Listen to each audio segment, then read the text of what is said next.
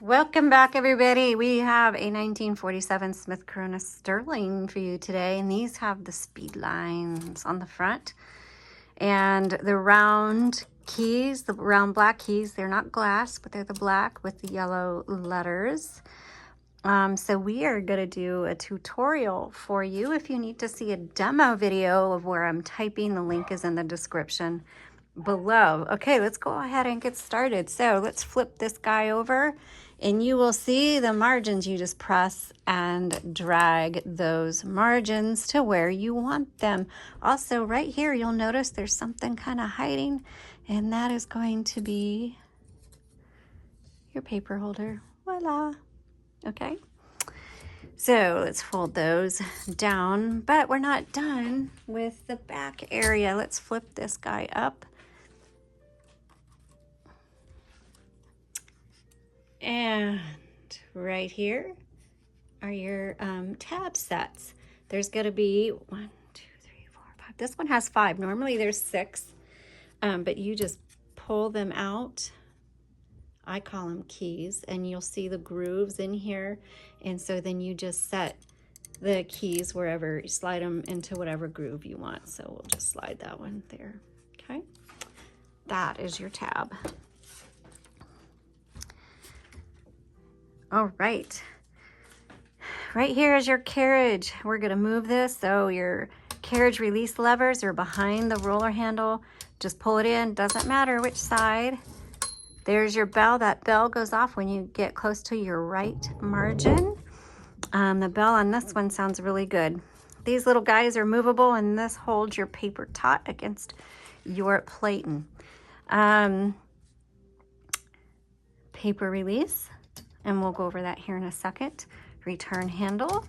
Also, when you hit your return handle, it's going to advance either 1 or 2 lines based on how you have it set. This is your line selector. So back is 1, forward is 2 lines. We're going to move this carriage over to the left so we can open the top, and you just give it a good yank. Pull it up inside.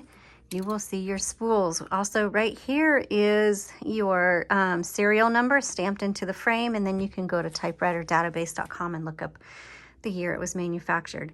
Over here is your tension selector, and it determines how hard these type bars strike your paper. It has to do with your personal settings. My husband types harder than I do. I have a light hand. So you just will want to type and kind of test out the different settings and see which one works best for you. This model takes a universal ribbon. That means it's a 2-inch spool with a 1/2-inch ribbon. You can get them on our website at jotandtittletypewriters.com. There's also a link in the description below for you. This one happens to have metal spools on it. But to change these out, you just kind of give it a good yank and pull it out there. And you'll have to thread, there's guide wires here and in the middle, each side. And then there's going to be little slits in the middle, and you're just going to have to slide your ribbon through those slits and thread it as you need be. It is a messy job, but you got to do it. So there is an up-close image of this area on the product listing. That link is in the description below, so just go there, look for the photos, and then you can just bookmark or save that photo for your reference. Okay, also when you get to the end of the spool, it's not the end of the ink. You need to reverse the direction of that spool. To do it manually, there's a lever right here. Just press down and it'll click over and go from one direction to another. You should be able to reverse the direction of that ribbon many, many, many times, like dozens of times before it needs to be changed out. So basically you just use up all the ink in that ribbon. Okay. Here's your color selector. Red is on bottom, black is on top. Same with when you load it. Make sure you load it with black on top, red on bottom. In the middle is the white. That means stencil, and you're not going to use that. But if you have your selector on the white, it's not going to type very well. So 2 things to look out for when you are typing on your typewriter. If it starts to feel off, or it locks up, or the font is really faint, 2 things to check. Make sure you're not on the white setting, and reverse the direction of your ribbon and see if that helps. 9 times out of 10, it will. Okay, when you load your paper, you just put it right here, right behind that roller. Just set it there, turn the handle, it'll pull it right through. If you're having trouble with it pulling through, that just means it could be the rollers underneath are kind of flattened out, or your plating's really hard.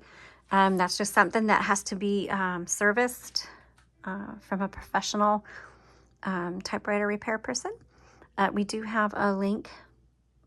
We do have a place on our website for typewriter repair people. It is an ongoing project, but it might be able to get you started. And I have it sorted by country and by state. Alrighty. So when you're typing away and you get to the end of your margin, or when you get to your margin, on the right side, that bell's going to go off, and then eventually it's going to stop completely, so you can't type. But if you kind of want to finish your thought or word before you hit the return handle, you just hit margin release, and then you can finish that, and then you can hit your return handle and go on to the next place. Here is your backspace button. Backspace does not erase. It just backspaces, and if you make a mistake, well, just X through it, type over it, line through it. It's just part of making mistakes, is part of typewriting. Embrace them. Here's your tab key. You saw where to set them. I showed that earlier. I showed you the margin release. You have your shift key, and yours will say floating shift, and you might think, what on earth is a floating shift?